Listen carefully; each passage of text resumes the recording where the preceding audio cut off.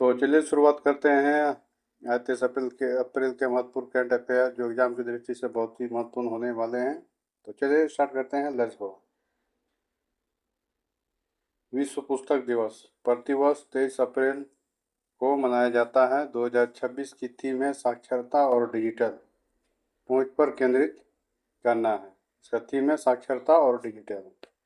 राष्ट्रीय पंचायती राज दिवस कल यानी 24 अप्रैल को होने वाले इस उत्सव के लिए केंद्र सरकार ने ग्रामीण विकास की नई योजनाओं की घोषणा की है। सैन्य अभ्यास भारतीय नौसेना ने हिंद महासागर में द्विपक्षीय युद्धाभ्यास शुरू किया है। खेलो इंडिया आगामी यूनिवर्सिटी गेम्स के लिए मेजबान शहर की घोषणा की गई है।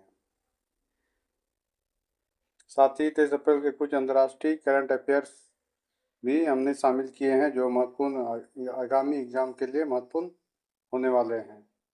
ठीक है, तो चलिए उसको भी देखते हैं। पुरस्कार और सम्मान। Laureus World Sports Award 2026 Madrid यानी स्पेन में आयोजित इस समारोह में प्रमुख पुरस्कार निम्नलिखित रहे। World Sportsman of the Year Carlos Alcaraz tennis Spain की हैं। वनडे sports women of the year Aryna Sabalenka tennis Belarus की है। Team of the year Paris Saint Germain PSG की हैं। Lifetime achievement award Nadia Comaneci ये gymnastic में इसको मिला है। फॉर फ्रीडम अवार्ड 2026 नीदरलैंड में आयोजित इस समारोह में यूक्रेन के राष्ट्रपति वोलोडिमिर जेलेंस्की और वहां की जनता को इंटरनेशनल फॉर फ्रीडम अवार्ड से सम्मानित किया गया। अब जानते हैं अंतर्राष्ट्रीय रक्षा और रक्षा से सौदे से कुछ महत्वपूर्ण क्वेश्चन को भी, करंट अफेयर को भी। R-37M मिसाइल सौदा भारत ने रूस के साथ R-37M मिसाइल के लिए एक प्रस्ताव पारित किया है जो कि खरीद को मंजूरी दी है। इसे AWACS आवासी किलर के नाम से भी जाना जाता है क्योंकि ये दुश्मन के रडार विमानों को दूर से ही नष्ट कर सकता है। तो इसकी क्षमता है लंबी दूरी की हवा से हवा में मार करने की वाली मिसाइल है ये।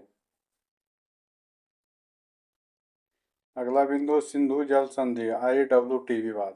अप्रैल 2026 में तटस्थ विशेषज्ञ मिशेल लिनो ने किशनगंगा पनबिजली परियोजना से संबंधित तकनीकी प्रश्नों पर अपना अंतिम निर्णय जारी किया। कुछ पर्यावरण और भूगोल से भी कुछ प्रश्न को देखते हैं। साल्विन नदी हाल ही में यह नदी म्यांमार में खनन के कारण आर्सेनिक प्रदूषण की वजह से चर्चा में रही है। यह तिब्बती पठार पूर्वी हिमालय से निकलती है और दक्षिणी पूर्वी एशिया की सबसे लंबी फ्री फ्लोइंग बिना बांध वाली नदी है। कौन सी नदी? साल्विन नदी। कहाँ है? ये म्यांमार में है। किस लिए प्रसिद्ध है? ये आर्सेनिक प्रदूषण की वजह से ये चर्चा में आया है।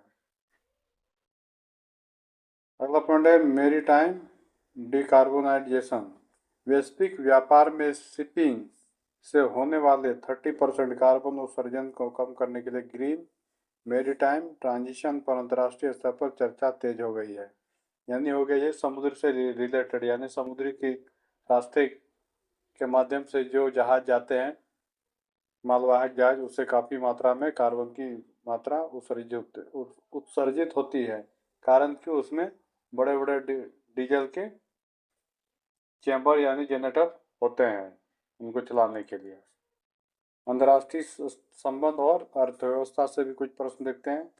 भारत मॉरिशस तेल सौदा। भारत ने क्षेत्रीय ऊर्जा सुरक्षा सुनिश्चित करने के लिए मॉरिशस के साथ एक महत्वपूर्ण तेल गैस समझौते पर हस्ताक्षर किए हैं। हुर्मुज जलडमरू मध्य जो कि हाल के दिनों में काफ़ी सुर्खियों में ये रहे। स्टेट ऑफ हॉर्मुज आखिर क्या है ये, क्यों इतनी चर्चा में रही? पश्चिम एशिया में तनाव के कारण ये चर्चा में है क्योंकि दुनिया की लगभग 20% तेल आपूर्ति इसी रास्ते से होती है और ये हार्मुज ऑफ स्ट्रेट कहाँ है? आपको ईरान में है। ठीक है। और क्यों ये चर्चा में आया? क्योंकि ईरान और इजराइल के बीच हुए युद्ध को लेकर ये चर्चा में रहा, क्योंकि इसी के रास्ते बहुत सी खाड़ी देश के तेल आयात और निर्यात होते हैं, उसमें से हमारे भारत भी है। तेल जगत से कुछ महत्वपूर्ण क्वेश्चन देखते हैं। ISSF जूनियर विश्व कप 2026 काहिरा यानी मिस्र में आयोजित किया गया है, जिसमें भारत के शिव नवराल ने 10 मीटर एयर पिस्टल में क्या जीता है? आपको गोल्ड मेडल जीता है। ठीक। T20 इंटरनेशनल दक्षिण अफ्रीका की महिला टीम ने जोहान्सबर्ग में भारत को हराकर सीरीज में बढ़त बनाई। तो ऐसे ही क्वेश्चन को जानने के लिए आप हमारे चैनल से जुड़िए। चैनल पसंद आए तो आप उसको लाइक कीजिए, शेयर कीजिए, हो सके तो चैनल को भी आप सब्सक्राइब कीजिए, ताकि ऐसे वीडियो से आपको मैं अवगत कराता रहूं। तो वीडियो कैसे लगे, पसंद आए तो लाइक कीजिए। धन्यवाद।